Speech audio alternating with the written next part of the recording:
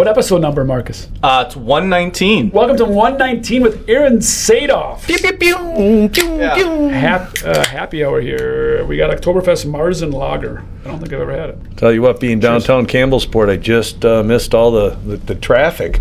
Getting towards rush hour. But welcome and Happy New Year, everybody. Happy New Year. Yes. I always say if you come to Campbellsport and you run into the stop and go lights, you are not lost. You are in the wrong town. You do not have stop and go lights. Excellent. So it's a good one. Yeah, welcome Aaron Sadoff, current president at Marian, was with the Fond du Lac Area Foundation as executive director and superintendent of North Fond du Lac School District for 13 years. Yeah, and then 12 more years before that, I was a high school psychology, history, sociology teacher and a middle school principal. So And now writing a book. now writing a book. And one of the most people that leads with positivity of anyone I know, just constantly positive.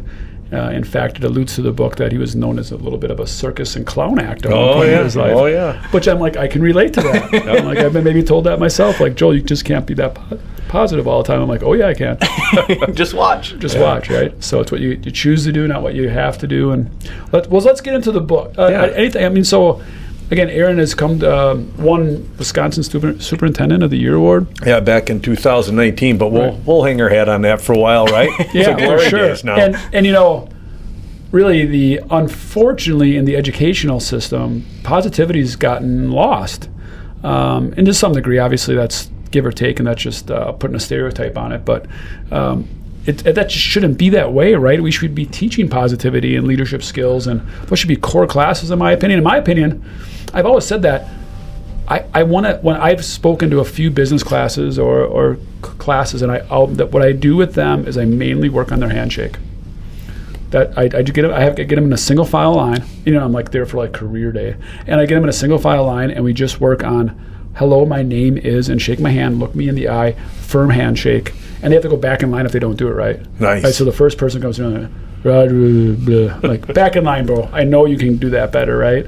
And by the end, they understand where I'm coming from. So, anyways, let's get to this. Talk to me about your book. What was the inspiration? What's the name of it? Can I go and find it, first of all? We'll get a shameless plug right off the bat. Oh, yeah. Well, I'll tell you what, thanks for letting me be here today. And, life's a journey. And what you had brought up, Joel, is, I'm a firm believer things don't happen just because. Like a handshake. A lot of times we just take for granted that we grew up in households around people that we learn these things without even knowing we were learning them. And as we move through in society, it's just, the more you can practice and help people out, they need that. My book's not quite ready. It's just about done, but I'm going to be doing some fundraising because I did a self-publishing. We could talk about that later on. So I've been working on this for probably the last 3 years. What inspired you?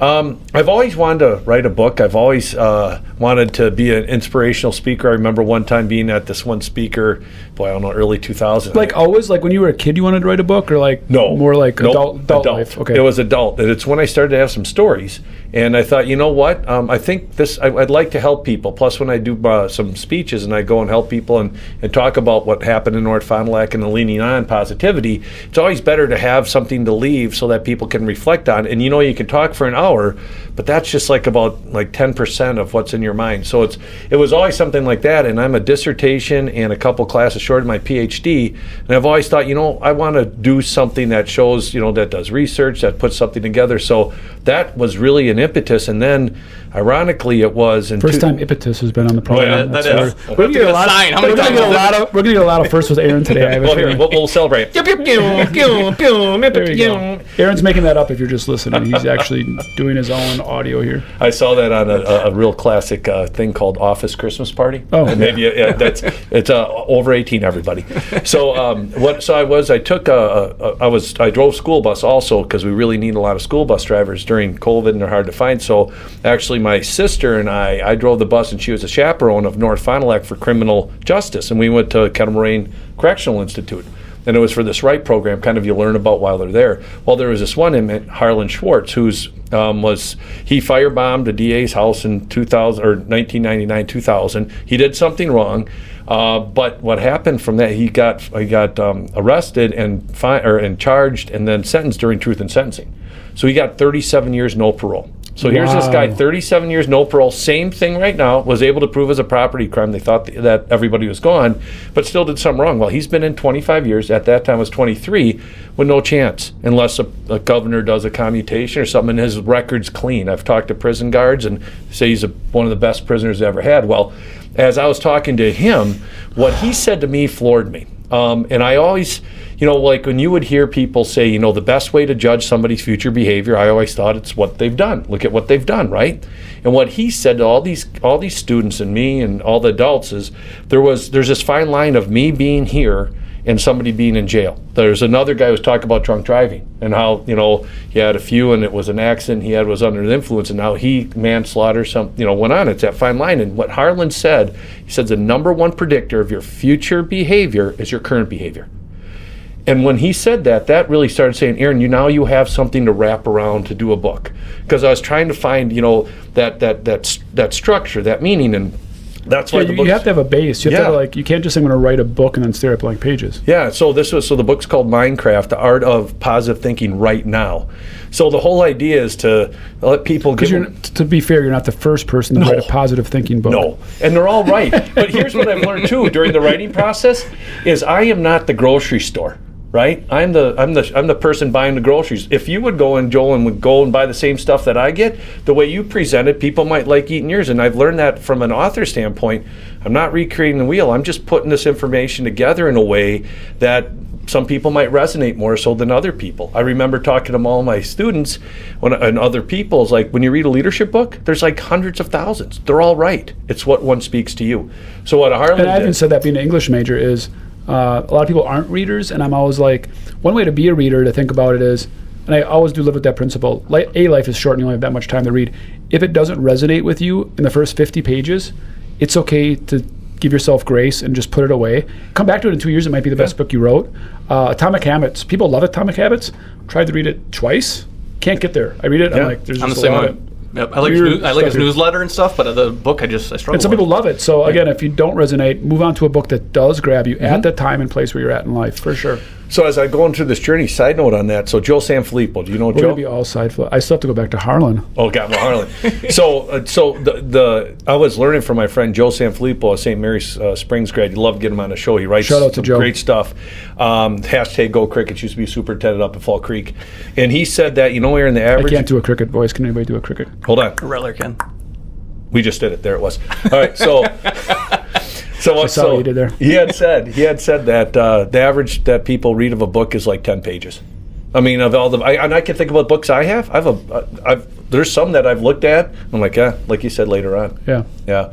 So just really quick on Harlan. Once I heard that, I'm like, there's more to the story. So I went back and interviewed him and worked through Credible Correctional Institute like 3 more times for 4 hours. I got past going with a pen and paper, and I've been visiting him every month ever since. And hopefully this book can bring a little light, and maybe Governor Evers can do a commutation just because of all the great that he could still do as he's alive, and instead of sitting there 12 more years. How does he... Because I struggle with things that I feel trapped in, right? That God gave me God's will, God's timing, God's grace, God's plan. How does somebody like Harlan accept his fate? So you know what I mean? Like, how do you sit in jail and just like, you get one shot at life. You can read any motivational book you want. You get one shot. How does he come to acceptance? I don't know. I would struggle with that. Again, I have a unbelievably great life, unbelievably great freedom, and I still seem almost daily, almost tortured by things that I wish for, that I wish God would give me a different path for. And so how does a guy like Harlan deal with that?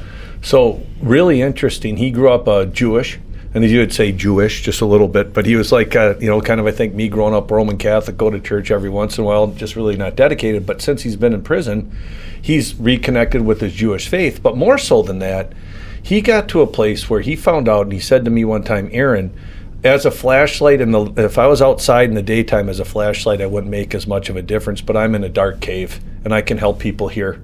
And that's all I can live on and what I can do. And he said... That sounds insane. That sounds incredible. What incredible faith. So the chapter, there's 5 Mindcrafts, and those are these different mindsets that you can use. And back to the book, by the way. Back to the book. And so Beshert is this Jewish term. And he said, Aaron, it's Beshert that we met. This was about a year ago, and I said, "Well, Harlan, what's that?" He goes, "Well, one of the main meanings is like your soulmate. So, like if you find your spouse, your wife, that is your soulmate, and that was meant to be, right?" And he goes, "There's another Beshert." And he goes, "If you didn't drive a bus, if I didn't have done that thing, if I didn't get transferred here from Red Granite, we wouldn't have met. This is meant to be." And as I did more research on the word Beshert, a lot of the research came back to the Holocaust and how some of the Jewish faiths, they really resonate with Beshert. And what that means is when fate or faith leans into the other. So when fate leans into faith, meaning that this happened, this is my fate, now I'm going to lean into my faith and I'm going to find meaning in it. Not this predetermined, like this is how it goes, but this happened. Okay, let's just accept what happened. Now let's lean into it to make it the best we can. And that's what he does. And that's another like inspiration. He's the first chapter, and he was that inspiration of right now that really brought it together. So wow, it's amazing. And that's if you're looking for a book recommendations, is one of my favorites of all time. I cannot think of the title. Is about the Holocaust. It's the Frank Vogel. He was the Unknown Common Life of Man. Yeah, and he was a survivor of the Holocaust. One of probably the first. He was a psychologist, right? First positive psychologist. Yes, first positive psychologist. Right. I cannot think of the name of the book. Yeah, that's driving me crazy. Yeah, a matter of fact, Vogel, V-O-G-L. I think V-O-G-L. If somebody's listening. It's not Vogel, but it's close to. Yeah, it might come up. Vogel, yeah. Yeah, Vogel. Oh, now this is driving me nuts. I don't think it's Frank. No, it must not be Frank Vogel. But it's Frank V. Holocaust. Try that one. I'll tell you what, I'm in the studio in Campbellsport. Man's Search for Meaning. There it is. Thank you. I apologize to everyone listening that already knew that answer. Victor Frankl. We had the last name. Victor Frankl. I had that flip-flopped. Whoa, that's bad. Man, yeah, that's a wonderful, wonderful book. If you're looking for, again, it really is maybe the very first book ever on positivity. How how anyone could get through the Holocaust.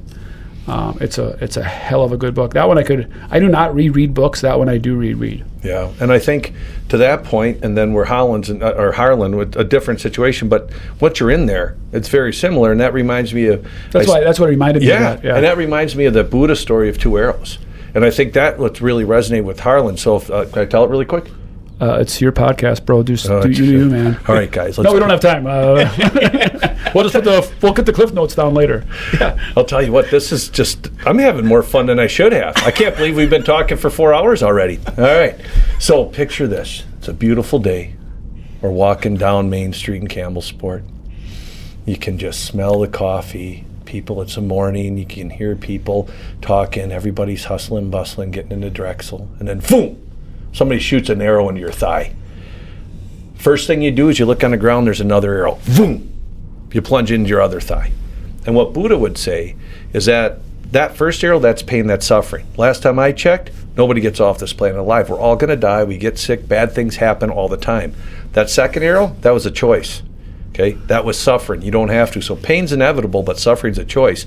And what I learned from Harlan, what I hope this book does, is give some concrete ideas of how we cannot suffer. It's not about getting rid of the bad stuff.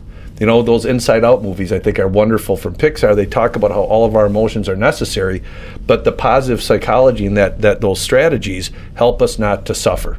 When the most difficult times come, how can we deal with those in the best way?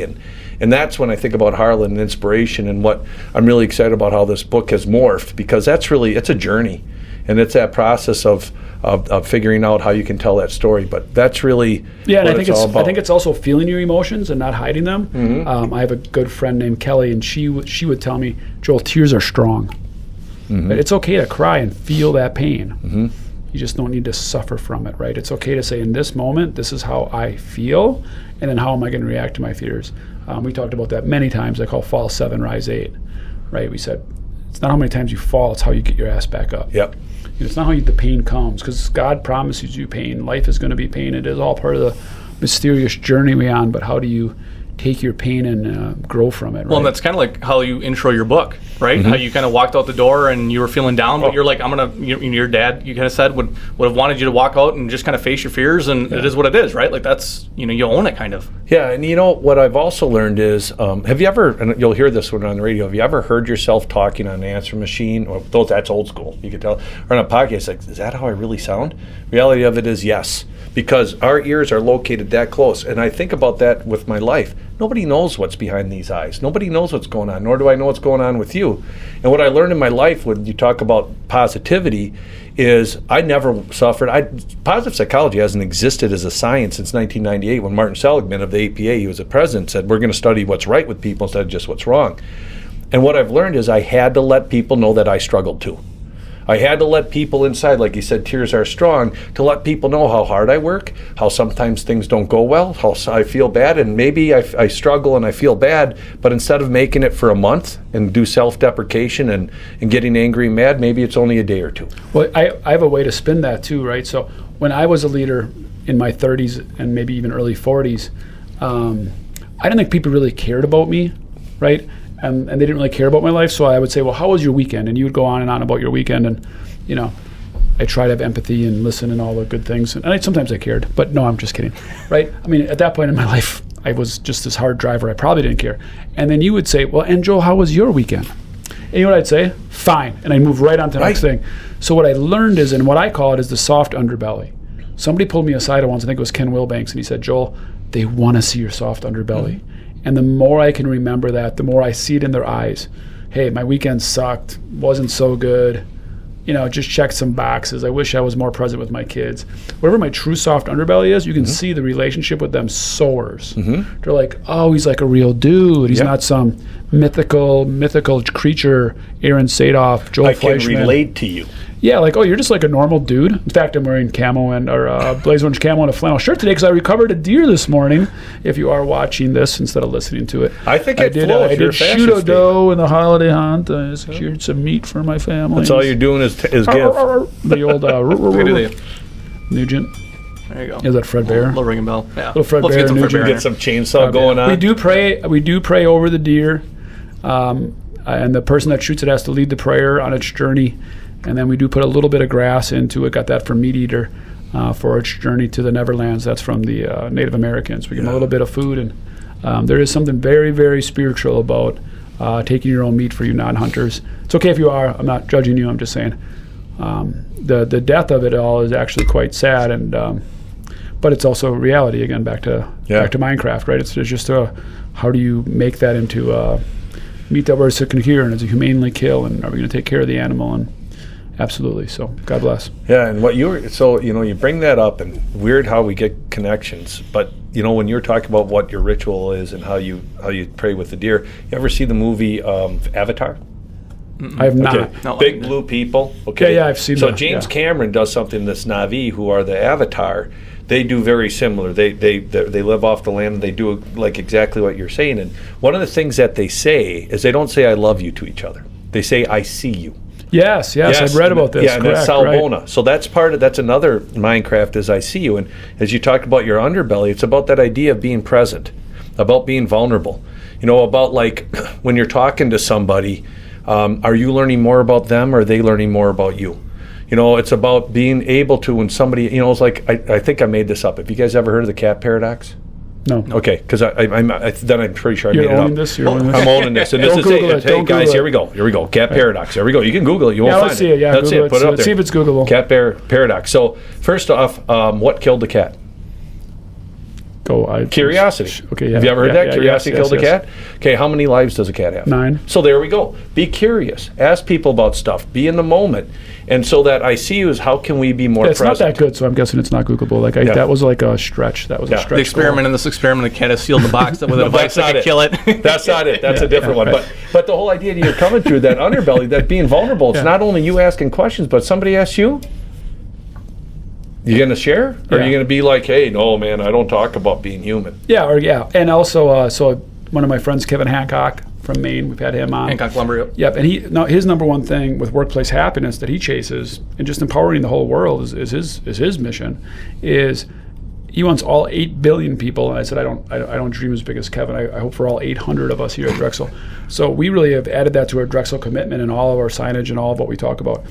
That everyone is seen, trusted, respected, and heard, which is I see you, right? Mm-hmm. Every human wants to be seen, they want to be trusted, they want to be respected, and they want to be heard in the workplace, home life, and for Kevin, all 8 billion people, really. And he really even takes that politically, like part of our politics right now, people didn't. I think that's why Trump won in a landslide.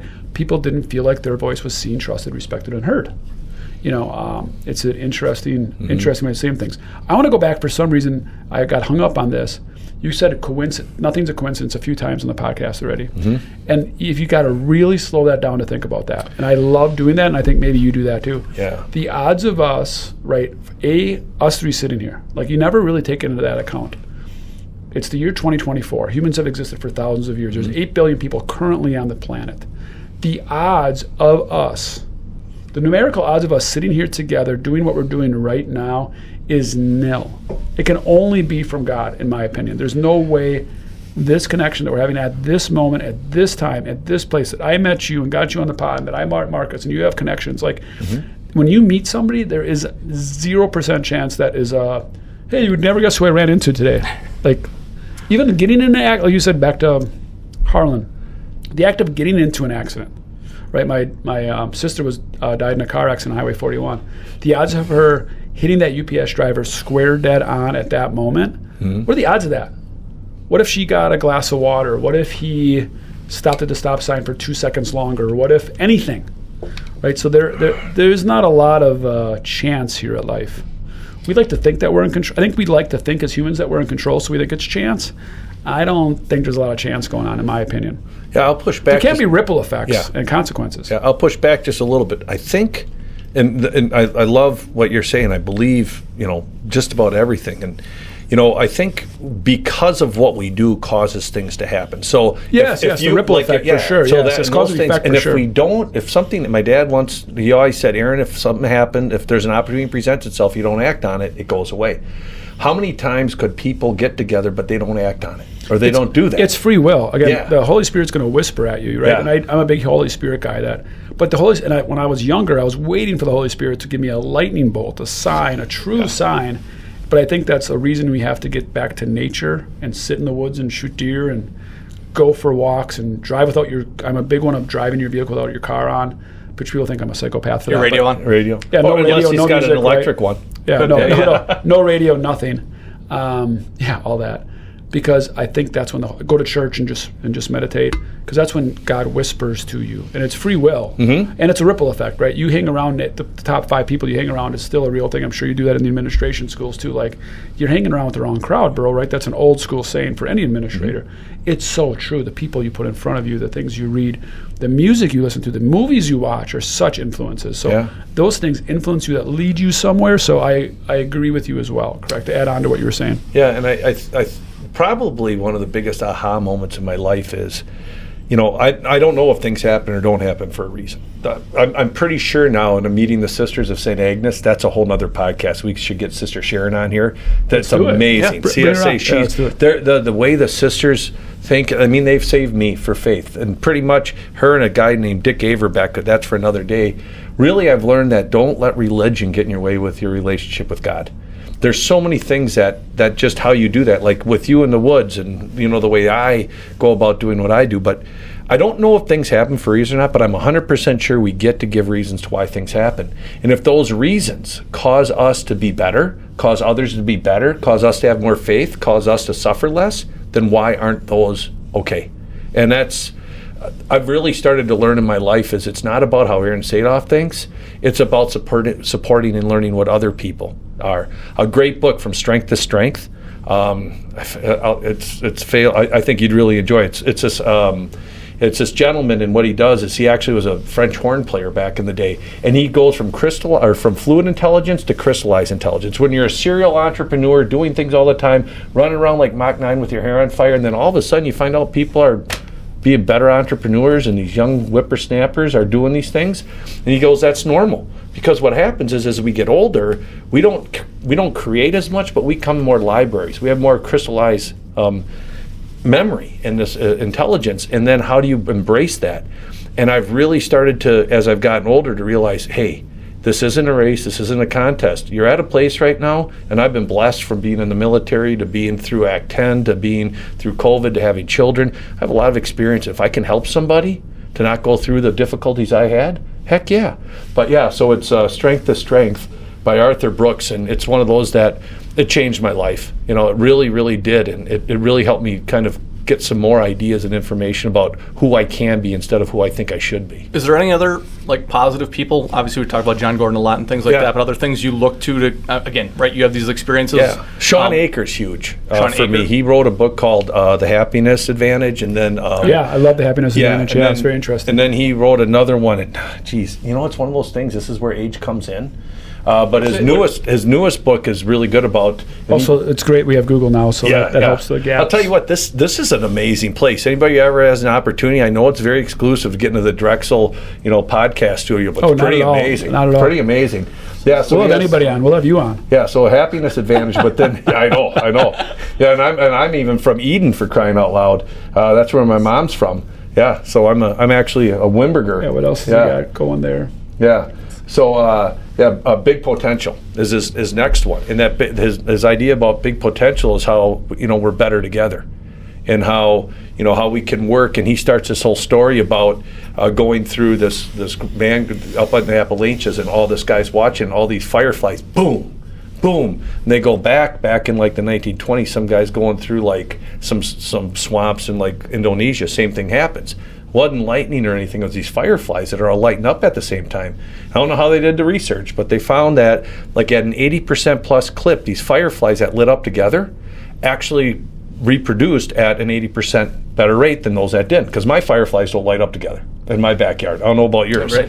But so what that, he took that and he said, you know what, we're better together. Biology shows it.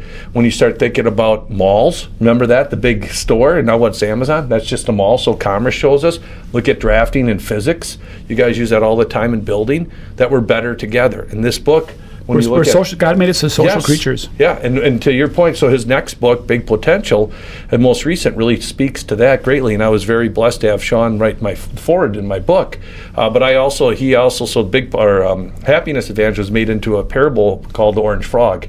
It's this idea of how all frogs are green because of the thaw. Yeah, correct. Right. And so you do some things, and all of a sudden, So actually, in North Fond du Lac, that was the structure that we utilized to really implement positive psychology. I've been fortunate to help ITLN. That's a company that Sean works with to really spread this throughout the country and actually the world. So this whole idea of, like you said, who are other people that resonate me? I'll go back to one of the first things we were talking about, and what you had said, Joel. Find that author or find that person who speaks your language, because positivity is a tough thing to swallow sometimes, specifically for people who really have had a crummy life, and like, how can you do it? But there's somebody out there. Yeah, so I just, and I think I really appreciate that question, because, and Daniel Pink's a big guy for me, too. Sure. Motivation, that Drive book was good. Time. Yeah, Drive book was good. The Heath brothers just read one called Upstream, where we're looking at all these problems. All these people are drowning coming down the stream. Let's go upstream to see what's going on. Is somebody pushing them in? Is a bridge out? Should we fix that bridge? I haven't heard that one. Yeah, that's Upstream. That's good. Yeah. That's good. Yeah. So how do you, and this is actually for Joel as well, too, I always struggle with, there's obviously so much stuff out there, and there's obviously different types of interests that people have. How do you figure out, Greg Popovich once had a quote, he's like, there's so much stuff out there, do you read it all, or do you not read any of it because there's just so much out there that you can't get to all of it? So where do you figure out where you put your time into like different books? I can take this one first, if that's okay. Yeah, go for it. I think for me, what I do is I just kind of go down a vein. I just kind of like it's a river, right? And there's many veins to the river, and I'll kind of take that vein almost to the end. And Kindle helps that tremendously. I used to go to the library, and I kind of even when I was a kid, I would just stay in one section. This little group of 50 books, and I'd pick out a couple that I really liked. And so I'll go down a vein. So for my last two books that I'm reading right now is Trader Joe's, which was a lot on merchants and product. And that led me into Charles Munger's book, which I would really recommend. That's a great psychological book of like his favorite isms, which is a Warren Buffett's. He's a Warren Buffett. He's like the partner to Warren Buffett. But it just is basically like a summary of his speeches and his quips. Yeah, it's what is it called? Best Mungerisms. Pretty simple read, but yet the guy's from Harvard Law School or something, so it's actually some very deeper concepts as well. He goes back and forth. One of my favorite things in that book was just quickly was to do everything, which is funny because being a positive guy, I never thought of that before. He said to do everything inverted first. So how could I be the worst president of Marian ever? What would I do? And write it down. What would be the worst things I could do in any situation? And write down the worst possible consequences. Thus, the inverted side of it must be the best. What's the opposite of that? Instead of always trying to be positive and think of how do I attack this, because that's your brain gets like almost numb to that, like constantly trying to achieve and improve. Have fun and do I've done that a few times now in the last 3 weeks. What's the opposite of that? How would I, if I was going to start Drexel, what would I not do? That was an interesting activity we did on Monday. Yeah, we did. Wasn't that great? Yeah. It was like, what would you not do, right? Right. Well, I wouldn't do this, this, and this. It's like, cool, then do the opposite of that. So just one little isms. How about one Mungerism? Well, how about you? How do you choose what you're going to read next, or how do you attack the books? I guess for me, in my life, I've been so like ingrained in doing things. So my reading level is more of nippets and here and there. And I'm a big fan. Growing up, I was a huge fan of this one author. Noah's first name Cliff. I don't know if you ever heard of him. Yeah. Yellow and Black. Yeah, no, he had a son called ChatGPT, I think. Yes, yeah. But actually, that's his grandson. Executive Summary. Okay, is his son. He didn't live very long. He had a short life. Yeah. So, but I think sometimes when like the books, like I'd go see somebody speak or I'd talk to friends, and then every book I've read as far as like self-help, they seem like they talk to me. I don't have that. So, I go back to what I said earlier. They're all right. It's just which one do you like? And then that voice that you're talking about, Joel, is so critical. It's like, what is a voice? And when I was writing this book through manuscripts.com, I had classes. Like I had a class a week about, how do you write and what do you do? And I had editors, and that whole voice, let your voice come out. Like in my book, I try to be who I am instead of be, like this. So it's like your personality's got to come through, or it's not a very good book. Always. And that's probably the same thing when you find that text that you really like, is that, I might not be them, but I'd be friends with them. And then you can read that stuff. But I think you're right. And that's the thing about the internet, too, is as much as it scares me sometimes how much things are out there, they'll suggest stuff to me on Amazon. It's like I don't even need to worry about what I need. It tells me. And I think as you start to learn a little more and you utilize that AI, and I've heard people say, AI is not going to take our jobs. AI is going to take the jobs of people who don't know how to use AI. And, if you can leverage that, and that's something that as I start to look at, when I do some searches or look at an author, for me, it's that same thing. It's like it's all of a sudden all these algorithms and something pops up that I didn't know I'd like, but I really would. Mm-hmm. Yeah, for sure. We're just about to finish up here. Any last questions you got for Aaron? Crazy. I think the last question would be, can we have you on again? Yeah, absolutely. Great. Absolutely. Let's just, when we have a gap, see if Aaron's schedule makes. As much as we can have him on, the better. Yeah. I really, truly believe that. So good to have you on. It went so quick. I think there's so many more nuggets we can uncover with him through the years. So no doubt. Yeah, we can check in and see how the book's doing. Yeah. So we're really excited about that. Next time you come on, let's sell the book. Yeah, well, it's going to be coming out. People look on Facebook or for my LinkedIn next week or so. I got the pre-sale if you want a early autographed copy. Otherwise, it'll be out to all the masses out in mid-February. If you live in Fond du Lac, he'll hand deliver it. Probably. Oh, yes, absolutely. Here you go. Our last question, we have a billboard. So a big billboard question. You're on 41. Everybody can see it. Family, friends, all that. What is the one theme that it would say on your billboard?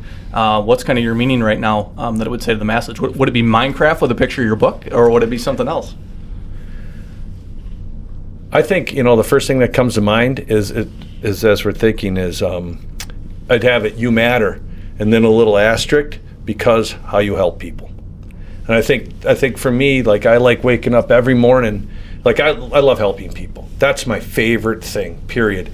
And where I get all who I am, I'm nobody unless I'm a dad, I'm a husband, I'm a friend, I'm somebody on a podcast, I'm a president. Without those relationships, I'm nobody. And I just, even if you have 1, 2, or 3, like I'm somebody or I'm important with that asterisk because you have relationships. And that's the key thing that I think would put up there, and that's what I really am fortunate to be able to live. Yeah, I absolutely love that. And apparently this is a fairly religious, spiritual podcast, but I'll say Jesus again is, God is love. Jesus is love. The closest thing is the way to love is to help people. So, what would WWJD? What is love? How can you be more like Jesus? Just make people matter, and just help people. My last thing will be, it's so simple. If you smile at people. Again, the research would all say that you're a psychology guy, right? Mm-hmm. They will smile back. Mm-hmm. Thus, if you smile at the world, the world will smile back at you. Isn't that amazing? Yep. That's love. Okay, that's 119. it. 119. Peace. Love you. Peace.